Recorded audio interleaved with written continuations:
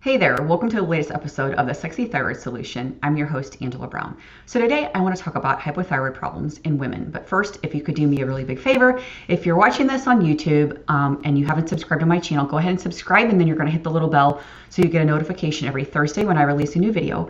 And then if you're watching this on Facebook or on Instagram, share this with someone who could benefit from this information. So I want to talk about hypothyroid problems in women.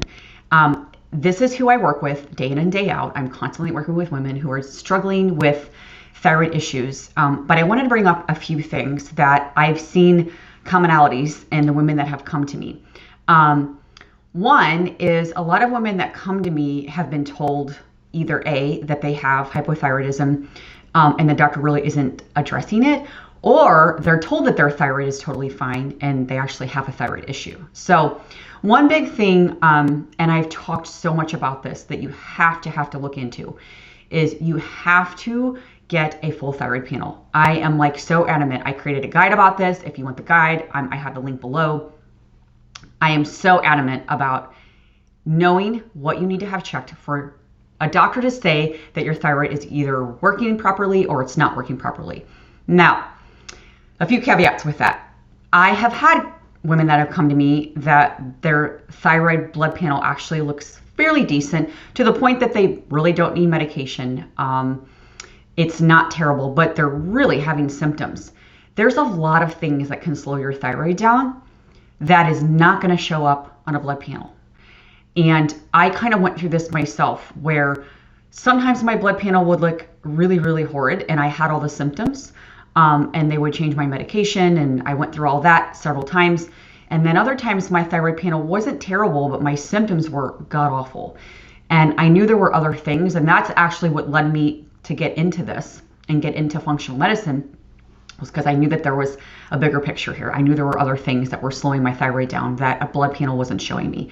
But a great place to start, obviously, is the thyroid blood panel. So you need to get TSH, free T3, free T4, reverse T3. A lot of times they won't do that, but demand it if you can. And then your thyroid antibodies.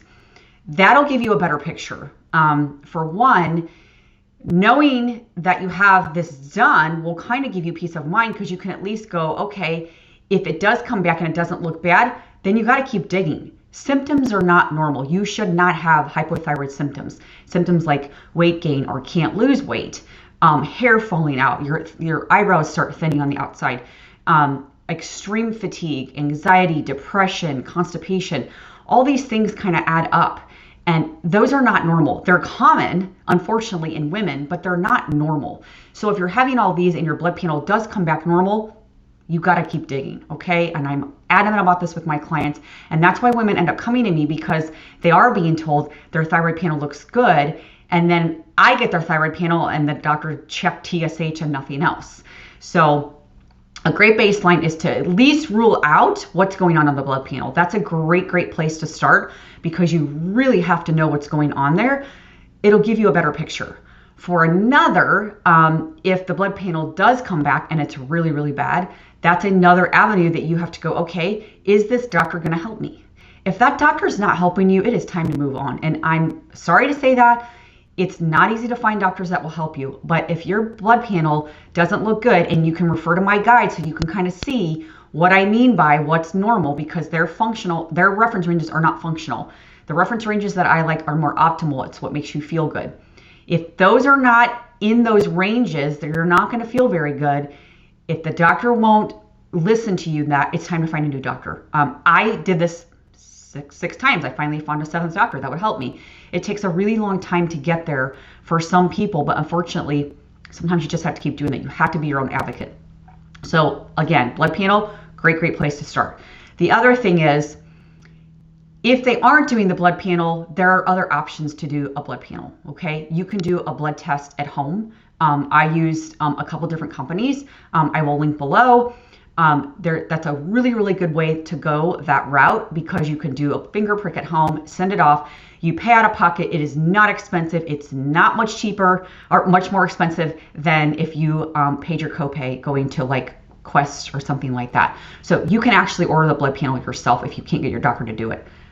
definitely worth the money because, again, you have to start ruling things out. So I typically don't like working with women without having the blood panel, so I pretty much need to see that anyways. So I would definitely recommend going that route. And then if there's things going on, can't get answers, then you got to start digging further. Okay. So you have to look into gut health. You have to look into your hormones overall. You have to look into like hair tissue mineral analysis. What's going on with your minerals and metal overload? How's your sleep? How's your stress? That all connects to your thyroid. And in the modules, when people work with me one-on-one, and even in my group program that I currently have going on, but my one-on-ones, we go into every single one of these stages. There's a module on every single one of these things. We do testing. We do a lot of testing.